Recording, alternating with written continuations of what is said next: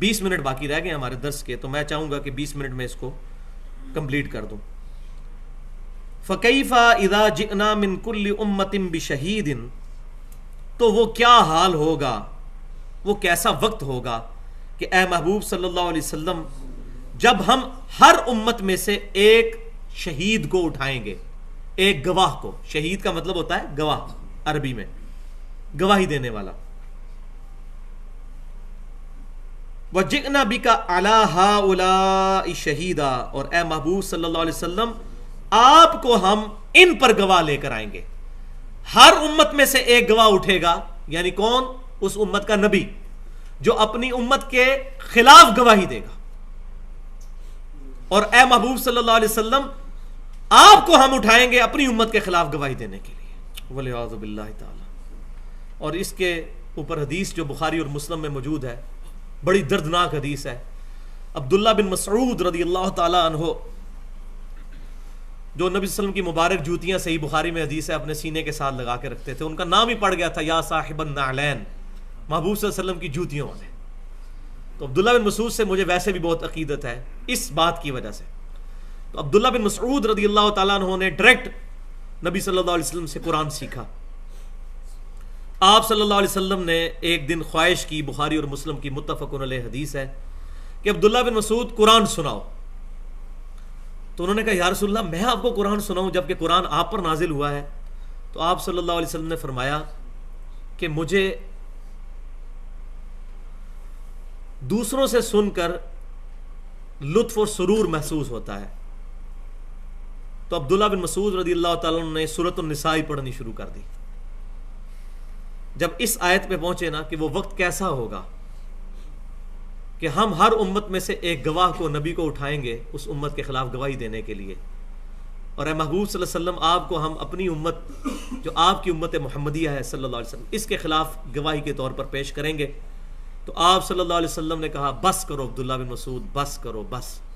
عبداللہ بن مسعود کہتے ہیں کہ میں نے نبی صلی اللہ علیہ وسلم کی طرف جب نگاہ اٹھا کر دیکھا تو آپ کے آنکھوں سے آنسوؤں کی لڑی جاری تھی، آپ کی داڑھی بھی بھیگ چکی تھی کہ مجھے اپنی امت کے خلاف گواہی دینی پڑے گی. نبیوں کے دل بڑے نرم ہوا کرتے ہیں. حریص علیکم بالمؤمنین رؤوف الرحیم، نبی صلی اللہ علیہ وسلم بڑی حسرت کرنے والے ہیں، حریص ہیں مومنین کی جانوں پر، ان سے بڑھ کر ان کی خیر خواہی چاہنے والے ہیں کہ مجھے اپنی امت کے خلاف گواہی دینی پڑے گی. اور امت دیکھیں، امت جناب شفاعت کی امید پہ بیٹھی ہوئی ہے. کچھ بھی ہیں یا اللہ شرابی ہیں، سود خور ہیں، بے نمازی ہیں، جو بھی ہیں اللہ تیرے محبوب کی امت سے. آمین. یہ جناب دعائیں کر رہی امت. یہ باتیں سن کے تو میرے خیال آگے سے لتر پڑھنا چاہیے. اگر دنیا کے اوپر اللہ تبارک و تعالیٰ نے احکام کو اسٹیبلش کیا ہوتا ہے، یہ مورل لاز ایکٹیو ہوئے ہوتے ہیں. فزیکل لاز تو یہاں ایکٹیو ہے، مورل لاز بھی ایکٹیو ہوتے تو ایک لتر پڑتا آگے سے کہ بے شرم ان حالات کے ساتھ تم کہہ رہے ہو تیرے محبوب کی امت سے، تو امت سے ہی خارج ہو چکا ہے. جس نے ملاوٹ کی وہ میرا امت ہی نہیں ہے. تو جو بھی ہیں تیرے محبوب کی امت سے ہیں. تو نبی صلی اللہ علیہ وسلم کا ہمیں تو بچپن سے بتایا گیا آپ نے شفاعت کرنی ہے. بھائیو آپ صلی اللہ علیہ وسلم نے امت کی شکایت بھی لگانی ہے. سورۃ الفرقان کی آیت نمبر 30، 19واں پارہ پہلا صفحہ کھول کے پڑھ لیجئے گا. وقال الرسول یا رب ان قوم اتخذوا هذا القرآن مہجورا. اور رسول اللہ قیامت والے دن یہ شکایت کریں گے، اے اللہ میری امت نے، میری قوم نے قرآن کو پیٹ کے پیچھے ڈال دیا تھا، اس کی تعلیمات کو چھوڑ دیا تھا. اب مجھے بتائیں جس کی شکایت امام کائنات صلی اللہ علیہ وسلم لگا دیں گے اس کی شفاعت کون کرے گا؟ شفاعت حاصل کرنے کے لیے شکایت سے بھی بچنا ہے. جو قرآن کو چھوڑ دے گا آپ صلی اللہ علیہ وسلم اس کی شکایت کریں گے. وَلِعَاذُ بِاللَّهِ تعالی. تو یہ آیت آپ صلی اللہ علیہ وسلم نے سنی تو آپ صلی اللہ علیہ وسلم کی آنکھوں سے آنسو روا ہو گئے. اب یہ شہید کے لفظ کو بھی سمجھ لیں. شہید کا مطلب ہے گواہ. اس کے لیے شاہد کا لفظ بھی قرآن میں استعمال ہوتا ہے. جو امام احمد بریلوی صاحب نے سورۃ الاحزاب کی آیت کا جب ترجمہ کیا، اِنَّا أَرْسَلْنَاكَ شَاهِدًا وَمُبَشِّرًا وَنَذِيرًا، تو اس کا ترجمہ کرتے ہوئے انہوں نے کر دیا کہ اے محبوب صلی اللہ علیہ وسلم ہم نے آپ کو حاضر و ناظر بنا کر اور خوشخبری دینے والا اور ڈر سنانے والا بنا کر بھیجا.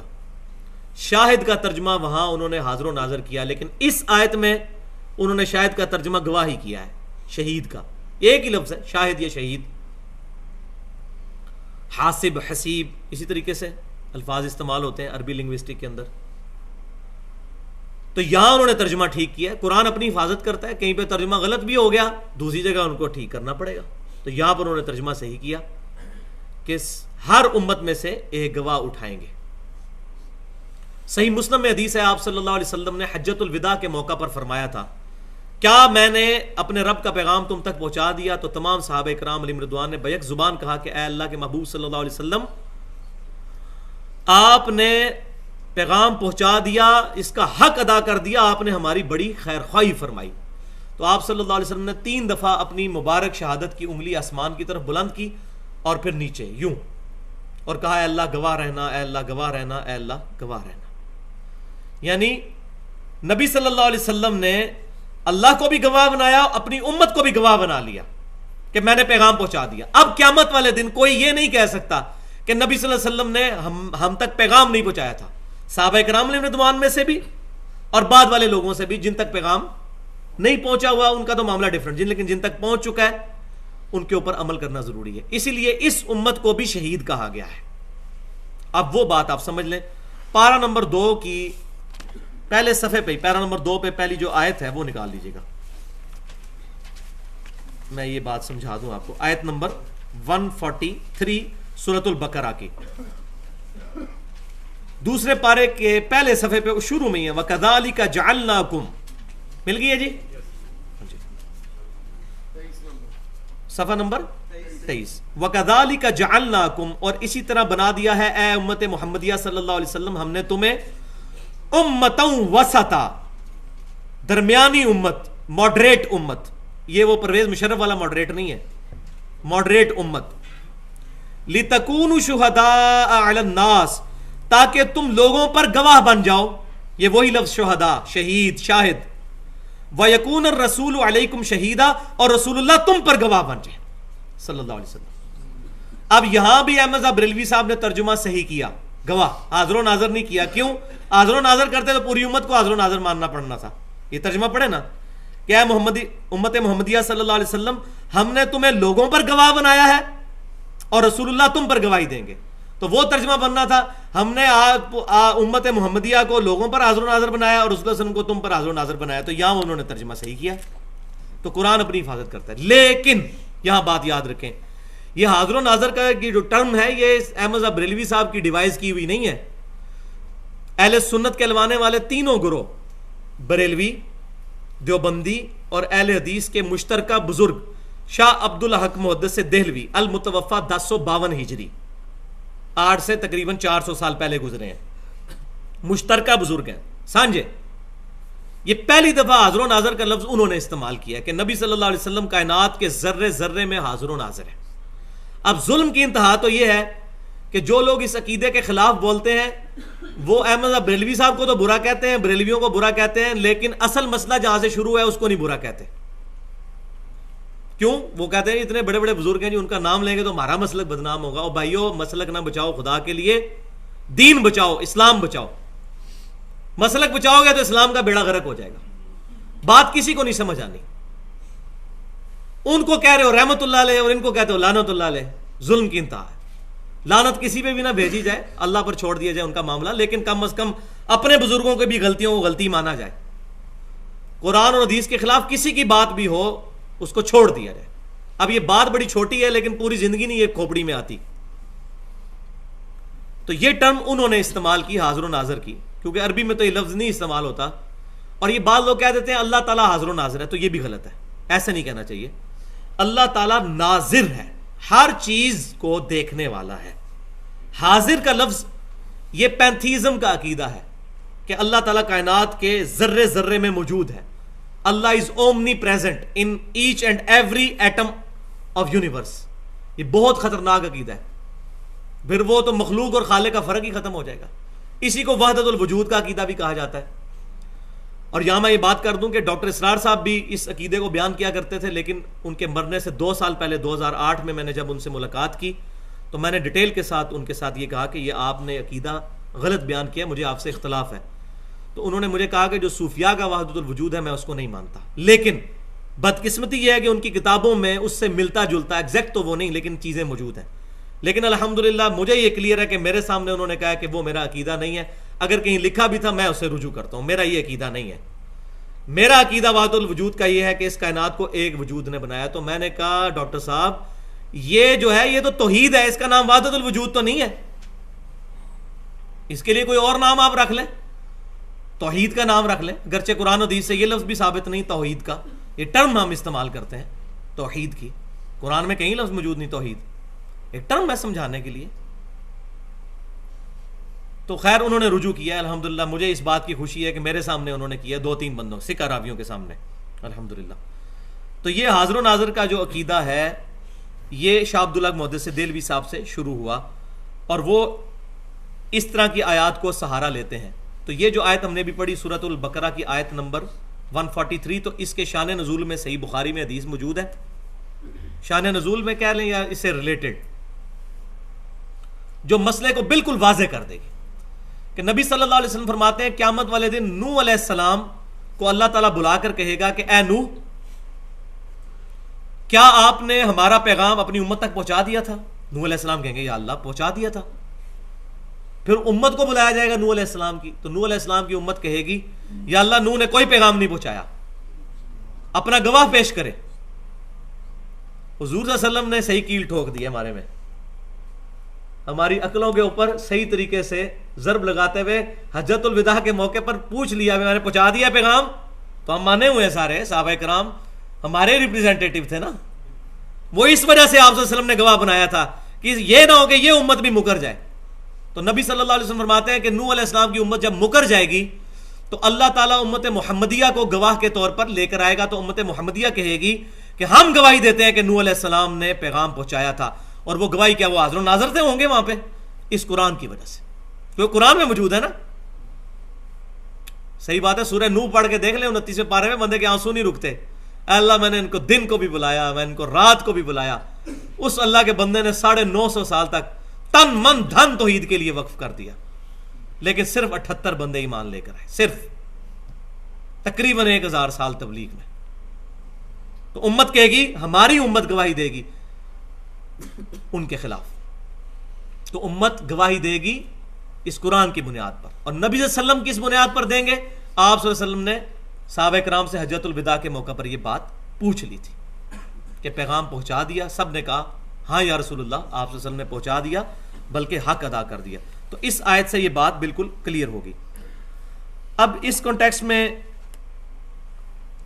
اس وقت جو اسٹیبلش عقیدہ چل رہا ہے تصوف کے اندر حاضر و ناظر کا، وہ آپ سمجھ لیں. ان کا موقف یہ ہے، اور یہ صرف پاکستان میں نہیں ہے، یہ بڑی بدبختی ہے. لوگ کہتے ہیں جی صرف یہ عقیدے پاکستان میں ہیں، پوری دنیا کے صوفیوں کے یہ عقیدے ہیں. سوڈان گڑھ ہے صوفیوں کا، مراکش کی کوئی گلی نہیں جہاں کوئی مزار موجود نہ ہو.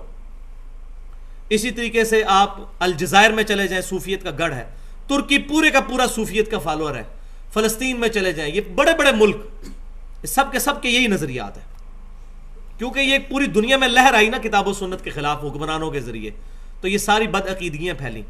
تو یہ پاکستان کے عقیدے نہیں، ساری طرف ہے، بلکہ یہ کلائمیکس کو پہنچی ہے یہ چیز.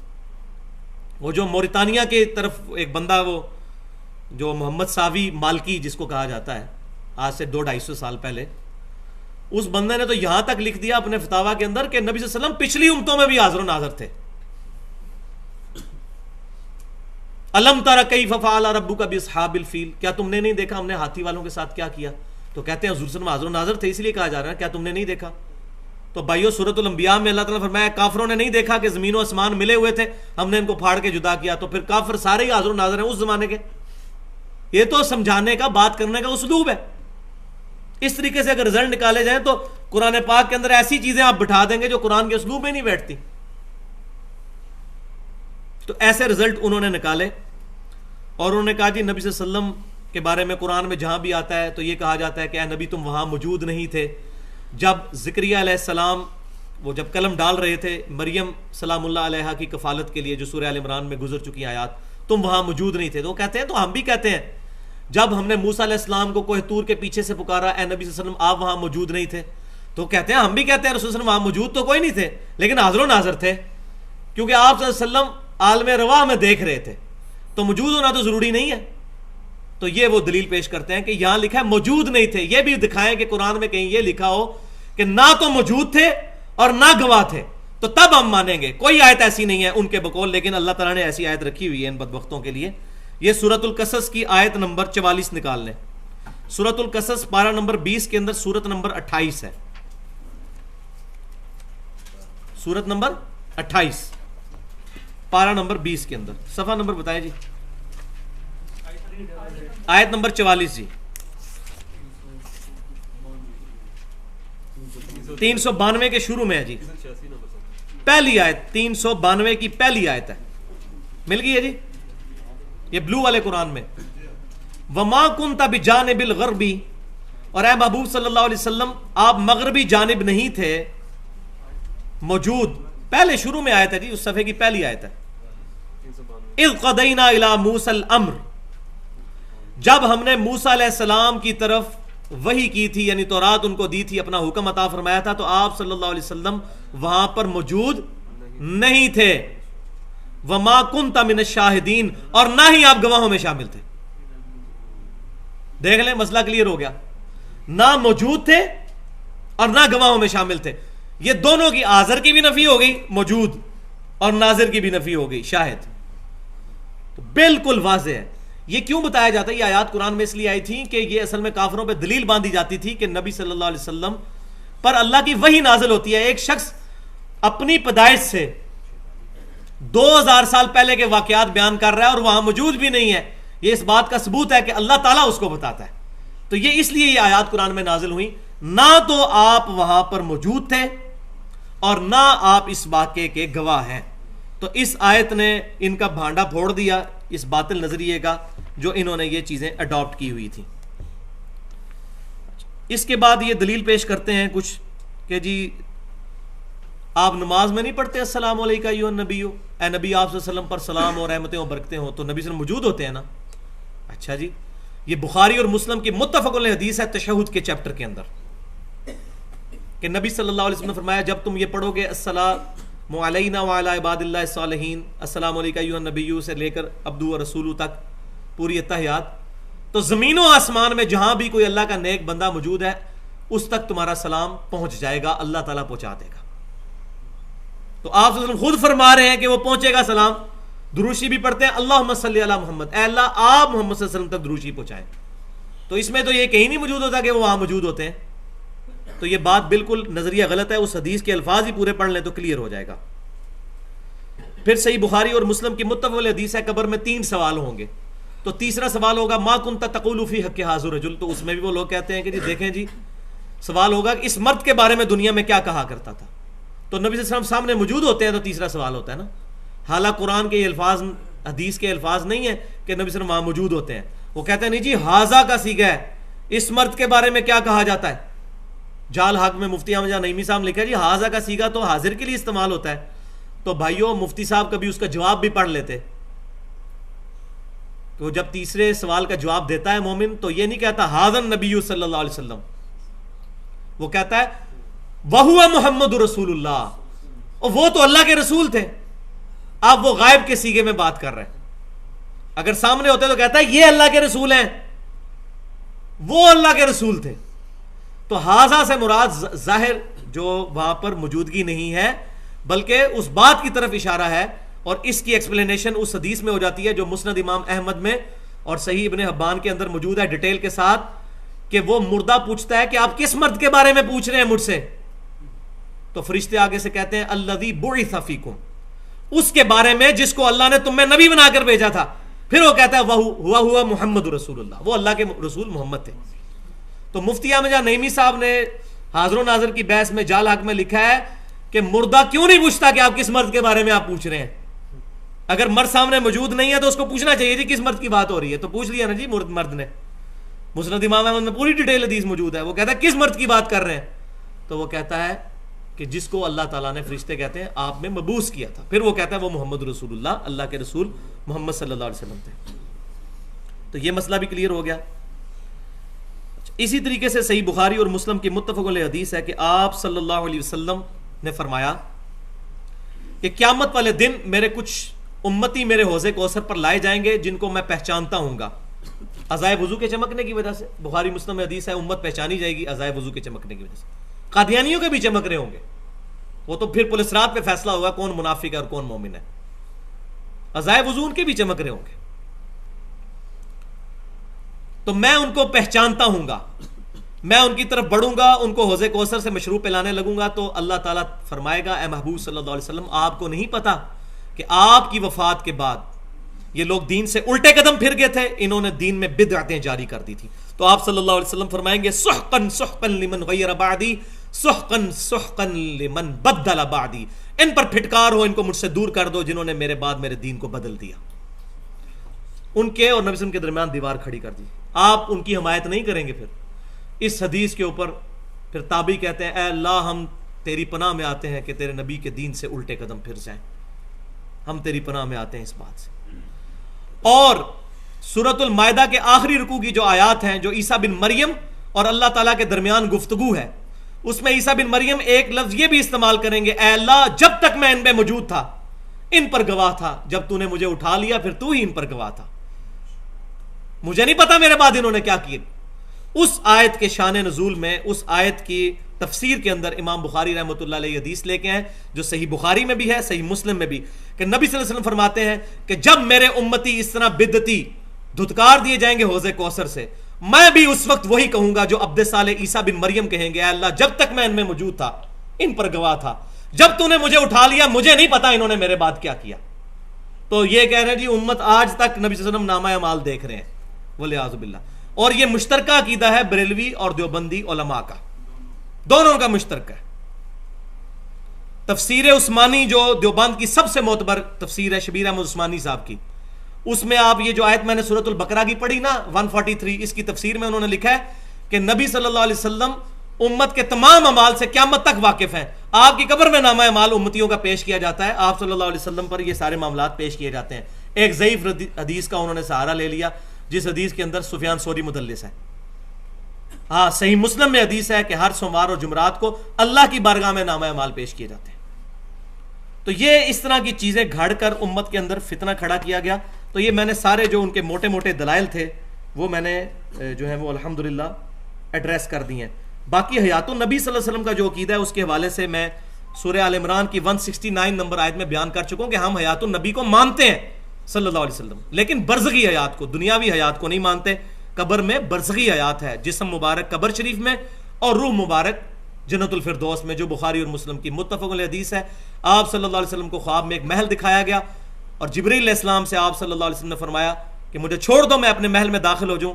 تو جبرائیل علیہ السلام نے عرض کیا کہ آپ کہ دنیا میں چند دن باقی ہیں, آپ اپنی وفات کے بعد اسی محل میں آئیں گے. تو آپ صلی اللہ علیہ وسلم کی روح مبارک جنتوں میں ہے اور جسم مبارک مدینہ شریف کی قبر میں بالکل صحیح سلامت حالت میں الحمدللہ موجود ہے. اب آخری حدیث صحیح بخاری اور مسلم کی متفق علیہ حدیث ہے جو اس چیز کو بالکل کنکلوڈ کر دے گی اس ایشو کو, اور وہ حدیث ہے کہ نبی صلی اللہ علیہ وسلم کے مبارک زمانے میں مسجد نبوی میں ایک کوئی حبشی عورت تھی جو کہ جھاڑو دیا کرتی تھی. تو آپ صلی اللہ علیہ وسلم نے کچھ دن اس کو نہ دیکھا مسجد میں, تو پوچھا وہ عورت کہاں گئی. تو آپ صلی اللہ علیہ وسلم سے عرض کیا گیا یا رسول اللہ صلی اللہ علیہ وسلم وہ تو کچھ دن پہلے فوت ہو گئی تھی, رات کے وقت ہم نے اس کو جنازہ پڑھ کے دفنا دیا. تو آپ صلی اللہ علیہ وسلم نے فرمایا تم نے مجھے بتا دینا تھا, مجھے کیوں نہیں بتایا. تو انہوں نے آپ صلی اللہ علیہ وسلم کے آرام کا خیال رکھا, لیکن آپ صلی اللہ علیہ وسلم کے حضور تو دین کا کام کرنے والوں کی وقت تھی نا, جو مسجد کی صفائی کرتی تھی. تو آپ صلی اللہ علیہ وسلم نے فرمایا کہ پھر مجھے اس کی قبر بتاؤ. تو آپ صلی اللہ علیہ وسلم اس کی قبر پر گئے اور قبر پر جا کر اس کا جنازہ پڑھا. کیا حسن اخلاق ہے الحمدللہ. ایک حبشیہ عورت, صحابہ کرام نے اس کو عام سا سمجھ کے دفنا دیا اور نبی صلی اللہ علیہ وسلم اس کی قبر پہ جا کے جنازہ پڑھ رہے ہیں. بخاری مسلم کے متفق علیہ حدیث ہے. اس حدیث سے یہ بات بالکل واضح ہو گئی کہ آپ صلی اللہ علیہ وسلم کو یہ نہیں پتا تھا کہ وہ عورت فوت ہو چکی ہے, ورنہ تو آپ صرف صحابہ کرام سے کہتے کہ ہاں وہ کچھ دن پہلے فوت ہو گئی تھی, میں اس کی قبر میں گیا تھا, میں نے اس کو دیکھا تھا. یہ کہتا ہے نا قبر میں حضور آتے ہیں, تو نبی صلی اللہ علیہ وسلم اس کی قبر میں اگر گئے ہوتے تو صحابہ کرام سے تو نہ پوچھ رہے ہوتے اس طرح. تو وہ کہتے ہیں ہاں میں 4 دن پہلے میں قبر میں گیا ہوں, قبر میں اس کو دیکھ کے آیا ہوں, اس نے مجھے دیکھا ہے, تم نے مجھے بتایا کیوں نہیں ہے. تو یہ حدیث بھی اس بات پر دلیل ہے. اب اس لیول پہ آ کے مجھے شرم آ رہی ہے اس طرح کی باتیں کرتے ہوئے، صرف اس لیے سمجھانا پڑ رہا ہے کہ خدا کے لیے ان عقائد کو نظر ثانی کریں۔